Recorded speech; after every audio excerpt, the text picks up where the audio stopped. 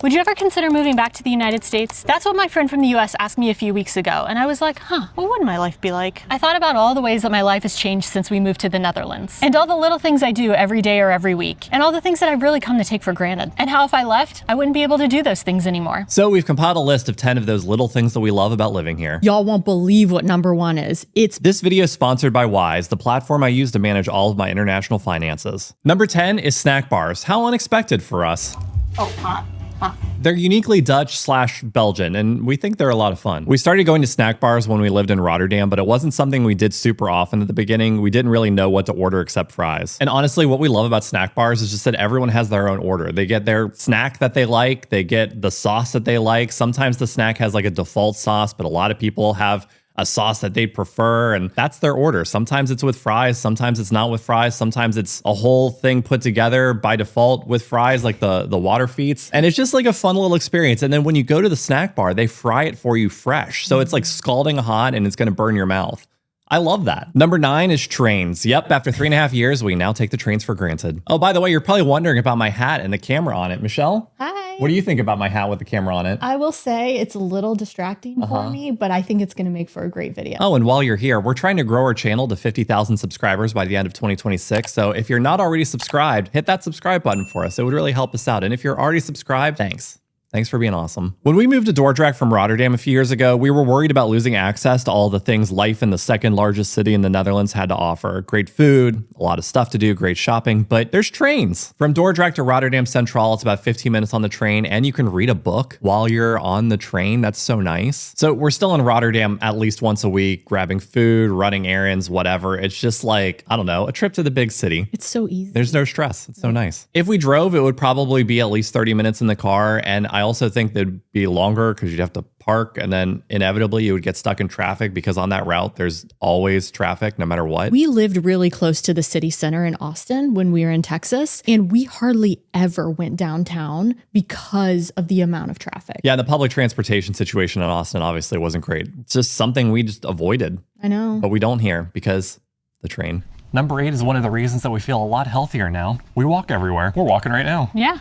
Look at us. In the US, there are certainly cities that have better walkability than others, but we've lived a lot of places in the US, and I've got to say, we walk a lot more here. A 20 to 25 minute walk is just normal for us at this point. Plus, when you do that, you get to get out and see a bunch of new things, like this amazing park and all of these little baby ducks. I think it's like 3 separate families of baby ducks. Aww. Yeah, and look at this guy. Oh, that's him. That's him.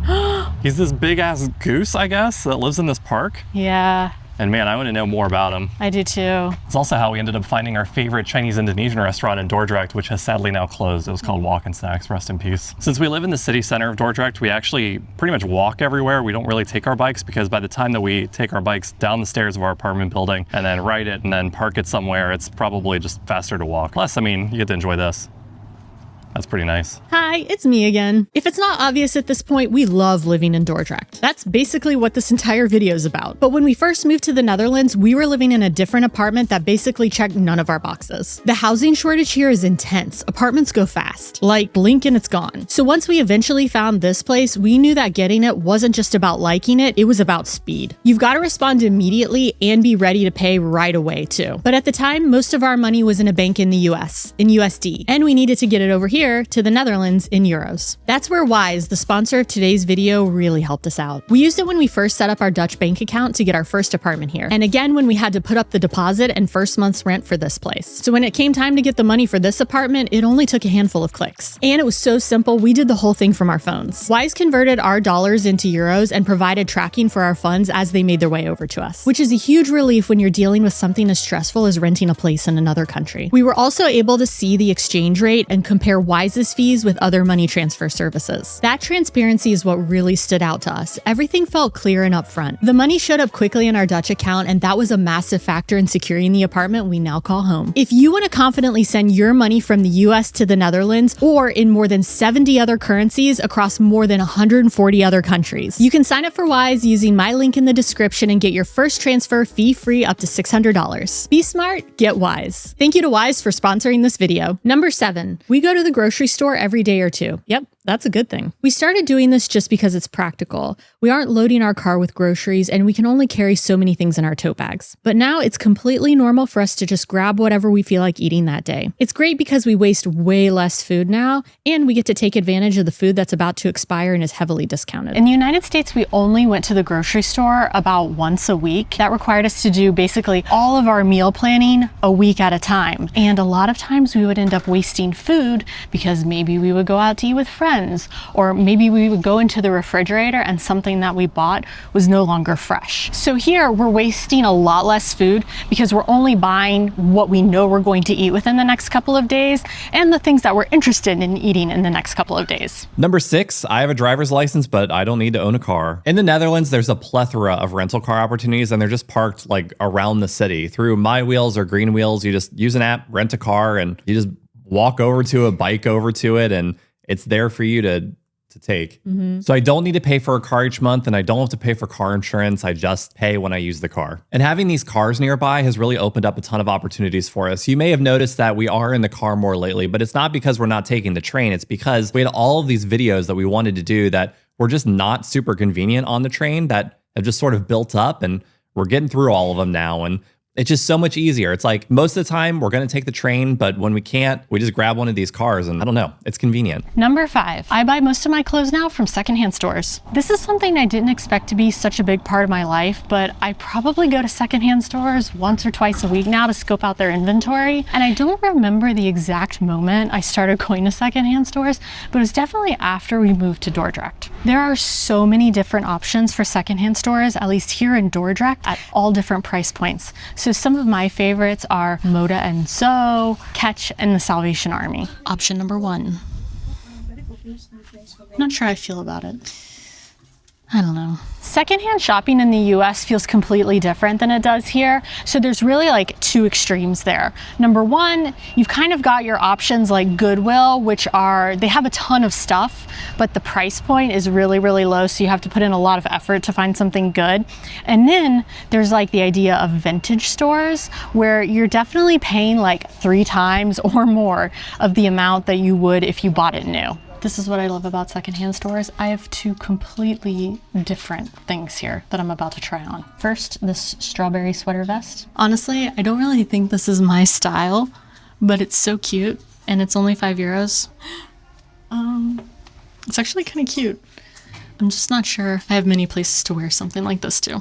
I think sometimes when I realize like I go to these stores once or twice a week, it feels a little excessive, but their inventory is always changing. So I feel like I'm gonna miss out on something good if I don't go there a lot. Number 4, shopping at the market. Shopping at the weekly market here in Dordrecht is something that we've really built into our weekly routine.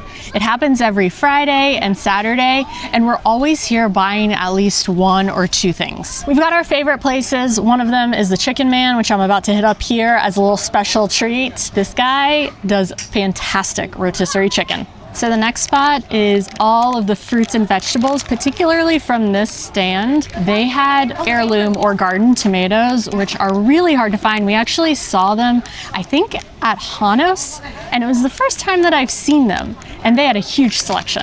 So I picked up some of them. The next is behind me, the Potato Man. He has the biggest potatoes, and that's not a euphemism. Like, they are quite large, and I love them because it's the only place that I can find like baking potatoes. I think people also use them to make fries, so you can just like slice them into strips and make like 10 fries from 1 potato, which is kind of crazy. We also spend a lot of time at this specific cheese vendor. We usually get 1 cheese that we're really familiar with, and then another that we've never had before. Spice things up a little bit. And overall, the prices at the market are really, really reasonable, especially if you kind of do a little bit of searching and find which stand has certain things on sale. So like maybe one week, the fruit stand will have a bunch of strawberries and you'll get a really good deal on those, or they'll have a cheese that's on sale. So you can save a lot of money by taking your time and shopping at the market. I think I picked up everything I need, so let's head back home and put together a little lunch. Number 3, we know some of the local shop owners and they know us. Now, you might be surprised to know your old pals BUNCHARTED. We're always trying new stuff and videos, you know, but when we're at home, we typically just go to the same shops, restaurants, market stalls. And we just know that that's the place where we're going to get good quality food And we are creatures of habit. And that's always been the case. But when we lived in the United States, I just feel like we never really became like the Cheers regulars, like where everybody knows your name. Yeah. And I also didn't see a lot of consistency of the same people working at the stores I was that we went thinking to. about this. Well, we went to that coffee place Yes. all the time. There was a coffee shop that was near our house in Austin, which we loved. and we could walk to. Yes, one of the few things we could walk to. And I did know the owner, but like I never saw him there. It was like a rotating cast of characters on the bar. Yeah, you would see some people for like a few weeks in a row, and then like you wouldn't see them again for a month. Yeah, and I mean, we went to Taco Deli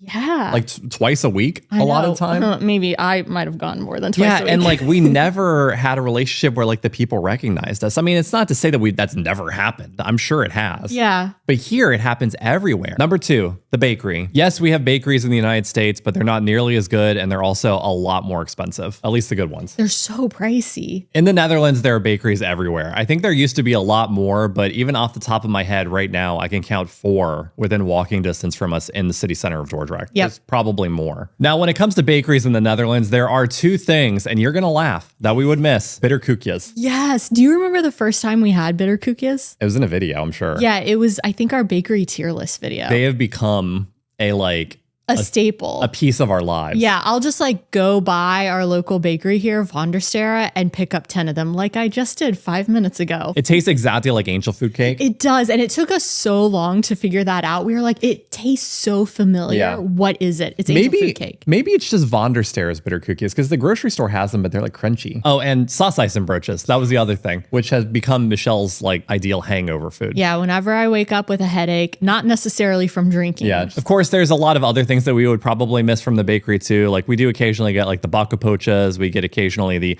appelmarijn, which is the Vonderstera like special Specialty. thing. Tompoes, obviously. Yeah. Especially on King's Day. Coffee broaches. Love a coffee brocha. Anyway, this segment was really just an excuse for us to go buy some bitter cookies and sausijzenbroodjes. And that actually brings us to our number 1. But first, if you're an American thinking about making the move to the Netherlands, don't forget to check out our moving guide. In addition to the guide itself, we have a bunch of recommendations for everything from an immigration attorney to a makelaar, real estate agent, and you get access to our Discord community of other folks just like you. It's at move.buncharted.com. And the number 1 is bread. Yep, it's bread. We eat it basically every day. If there's one stereotype I hear about the United States, it's guns. If there's 2, it's bread. And I'm here to tell you that the bread in the Netherlands is definitively better. When we initially moved here, we still bought our bread from the grocery store. And yeah, it's better than the equivalent bread that you'd find in the US, but when we started buying our bread from a bakery, it made us fall back in love with bread. We're really lucky to have Bakkerij Salmon here in Dordrecht, a sourdough bakery with high quality, affordable bread. It's less than €6 for a loaf of bread, and we typically just get half loaves. In the US, you'd be paying up to $10 for a loaf of sourdough bread, and we would get it sometimes as a special treat in Austin. We get our pizza dough and our croissants from Bakkerij Salmon. We love it so much that we even like plan our meals around when the bread is going to be the freshest. It sounds dumb, but it's just so true. So could we ever see ourselves moving back to the United States? I did actually get this question asked to me, and I did think about all these things. It's so easy to think through like the big differences between living in the Netherlands and living in the United States. But when you think about all the things that you do on a daily or a weekly basis, like those are the things that are going to make the most material impact in your life. Would I be okay with those things not being there anymore? Yeah. And the answer is, except for maybe Michelle's shopping, I just think the answer is no. Like I would miss these things. It'd be really hard. Yeah, our lives would be really different. And we'd be spending a fortune on bread. Bad bread, too. Bad bread. Because baby, now we got bad bread. Hey. As always, thanks so much for watching. You'll probably like watching this video next. See y'all next week. Totan. Thank you to Wise for sponsoring this video. Don't forget to sign up for Wise using our link in the description to get your first transfer fee-free up to $600.